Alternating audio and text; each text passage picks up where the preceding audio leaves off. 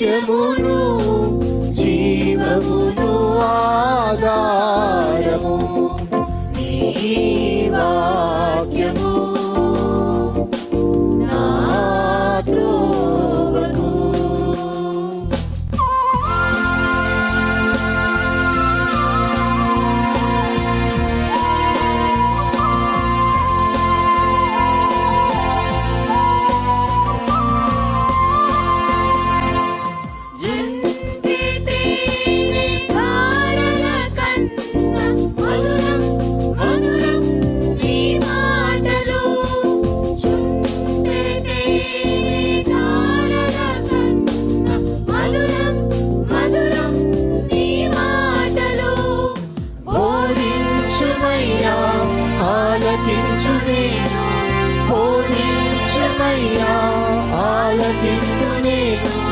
అనుసరింతునయ్యా ఆత్మశక్తితో, అనుసరింతునయ్యా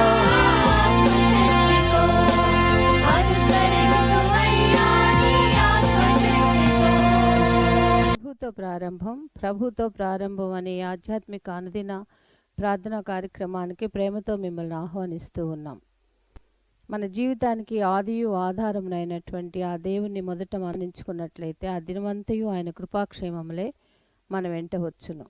మొదట అవేకునే లేవగానే మరి నీతిసూరుడైనటువంటి ఆయనని చూద్దాం, ఆయన మనలనైన స్వరాన్ని మనం విందాం. మన జీవిత కాలం అంతయు ఆయన ఆశీర్వాదములు దీవెనలు మన మీద కుమ్మరించును.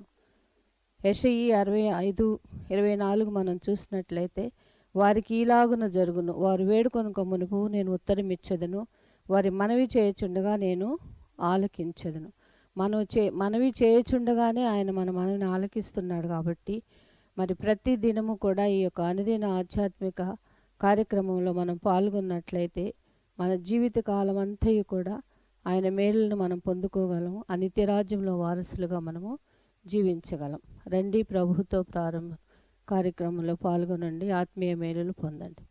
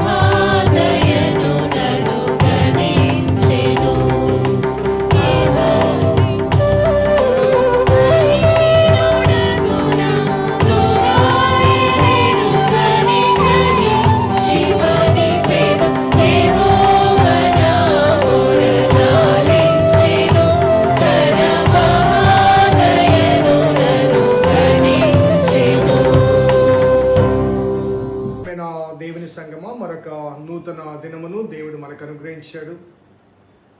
ప్రభుతో ప్రారంభం, అనుదిన ధ్యానం, ఆత్మకు క్షేమం.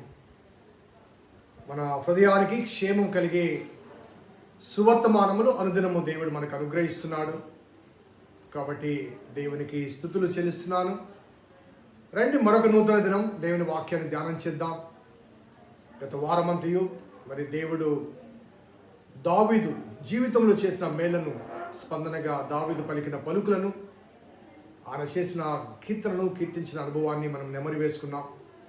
ఆ పరంపరలో మరొక అంశాన్ని ఈనాటి ధ్యానం కొరకు మరి ఏర్పాటు చేయబడింది. ప్రార్థన చేద్దాం. ప్రార్థన పూర్వకంగా ఈ ధ్యానాన్ని కొనసాగింపచేద్దాం.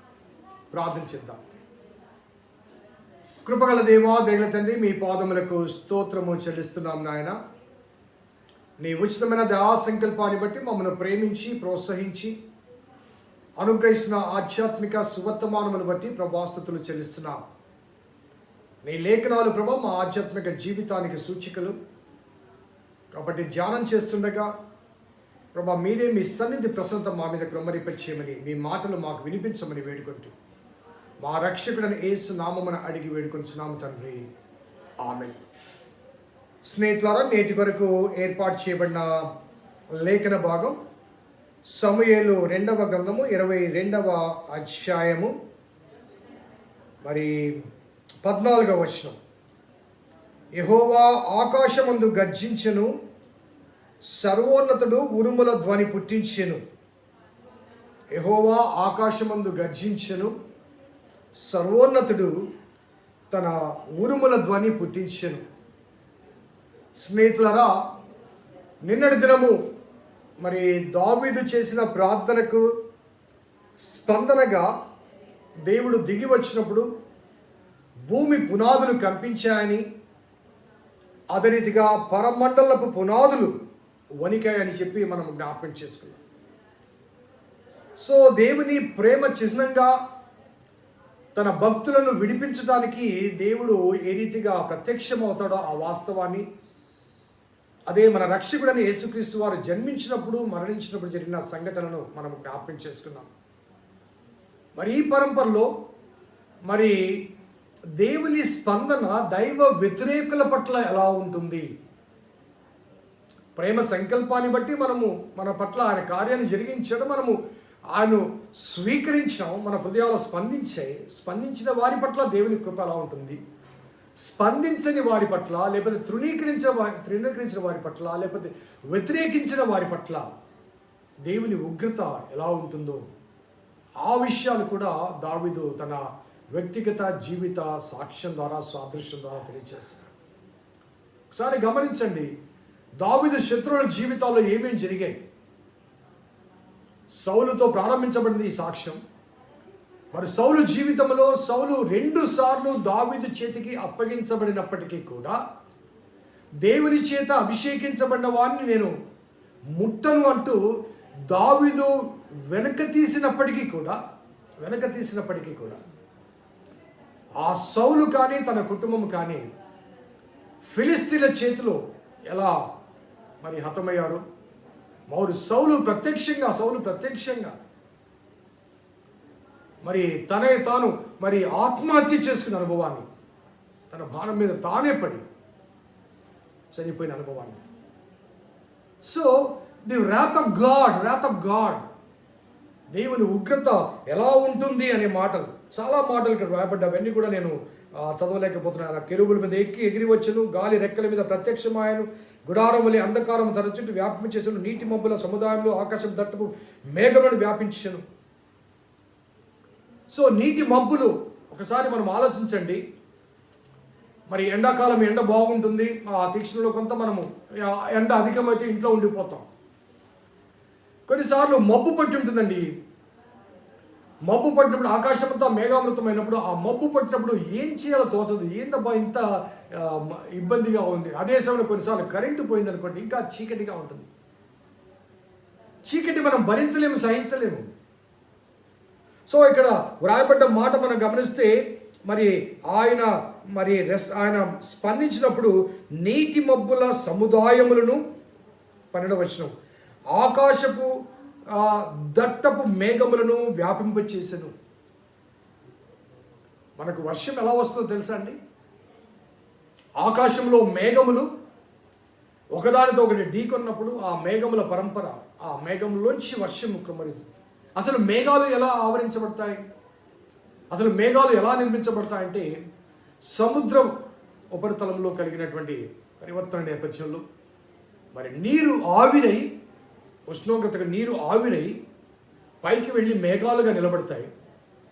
అలాగే ఆ మేఘాలు ఒకదానితో ఒకటి ఢీకొని ఆ మేఘాల నుంచి వర్షం కురుస్తుంది. అనగా ఆ నేల నుంచి నీరు పైకి వెళ్తుంది, పైనుంచి నీరు మరలా నేల మీదకి వస్తుంది. మరి అటువంటి దేవుని ఏర్పాటు, దేవుని సంకల్పము మేరకు ఒకసారి దేవుని ఉగ్రత వస్తే ఆ మేఘాలు అవన్నీ కూడా కరిగిపోయినప్పుడు, ఆ మేఘాల ధార నీటి మీద పడ్డప్పుడు మనకు నోహు చరిత్ర మనకు తెలుసు. నోహు చరిత్రలో ఏం జరిగింది? ఆ దేవుని చేత ఏర్పరచబడ్డ వారందరూ కూడా ఆ నావలోకి వెళ్ళిపోయిన తర్వాత ఆకాశపు మరి గదులు, తూములు అనగా ఆ మేఘములు వర్షించాయి.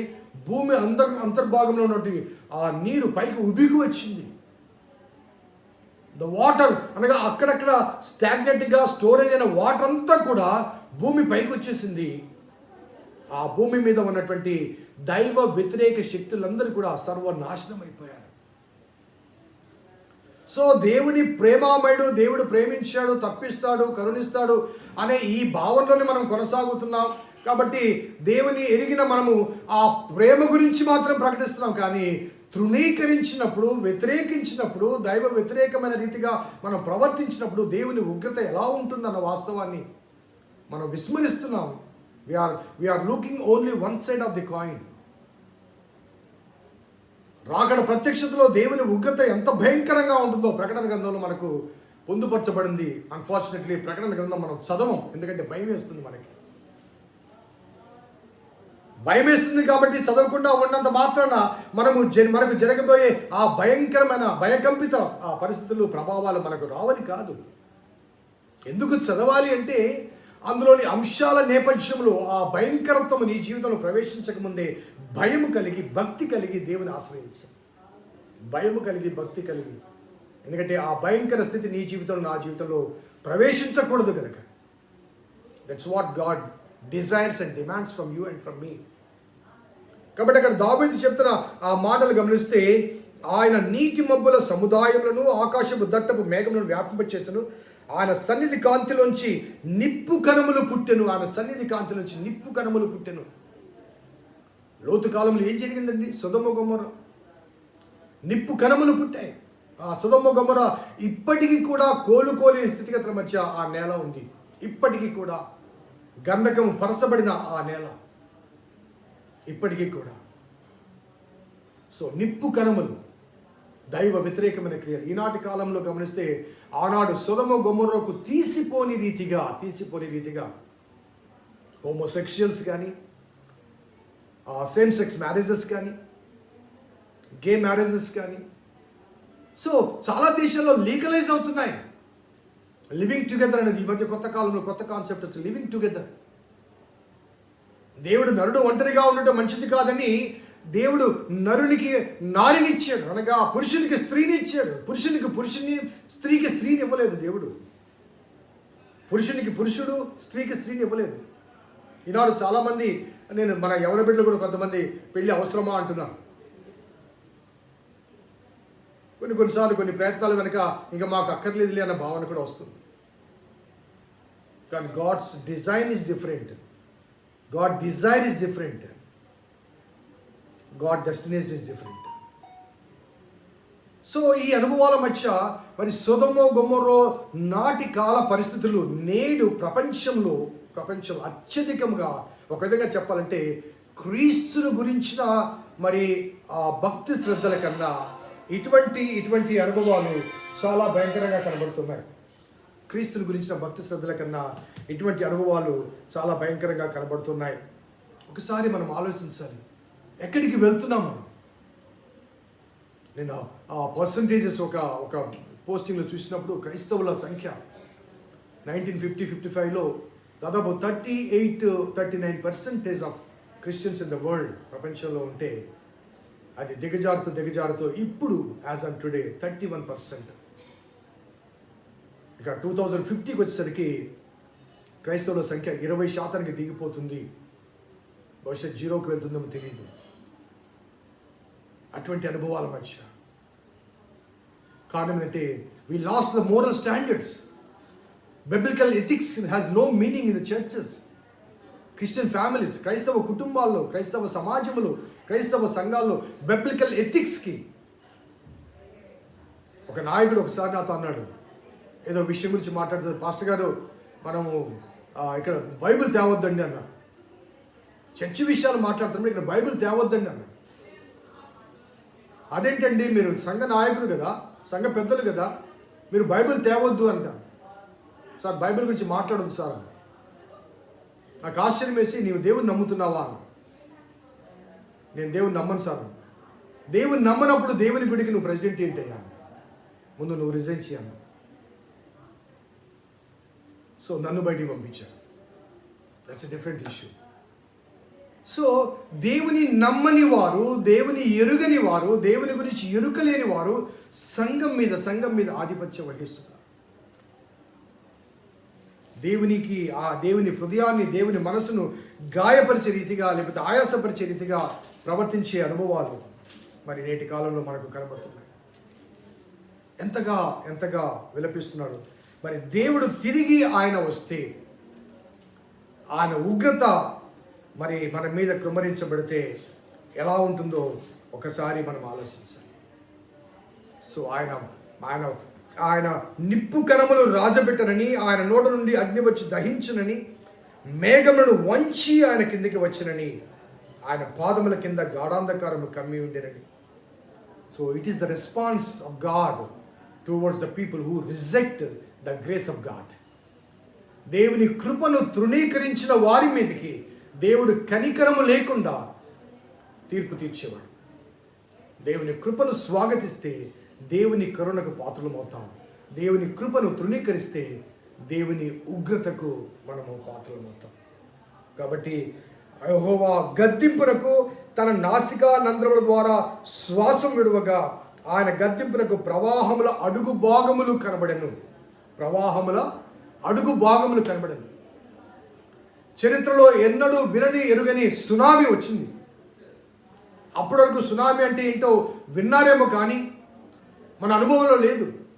హాయిగా క్రిస్మస్ పండుగ జరుపుకునే ఆనందాల మధ్య క్రీస్తు పుట్టాడు అని ఆనందాలు జరుపుకుంటున్న మధ్య భూమి అడుగు భాగంలో పుట్టిన ఆ సునామీ, ఇండోనేషియాలో ఎక్కడో పుట్టిన ఆ సునామీ, ఆ మానవ మనస్సు లేకపోతే మానవ జ్ఞానానికి, విజ్ఞానానికి అతీతమైన రీతిగా ఎవరికి కనిపించకుండా వస్తూ కొన్ని వేల మైళ్ళ దూరం ప్రయాణం చేసి వచ్చి భారతదేశంలో చాలా ప్రాంతాన్ని భూమి అడుగులో పుట్టిన సునామీ. తుఫాన్లు మనకు తెలుసు, డిప్రెషన్ మనకు తెలుసు, అల్పపీడనం మనకు తెలుసు. కానీ ఆయన నాసికా రంధ్రముల ద్వారా శ్వాస విడువగా ఆయన గద్దింపునకు ప్రవాహముల అడుగు భాగములు కనబడెను. భూమి పునాదులు బయలుపడెను.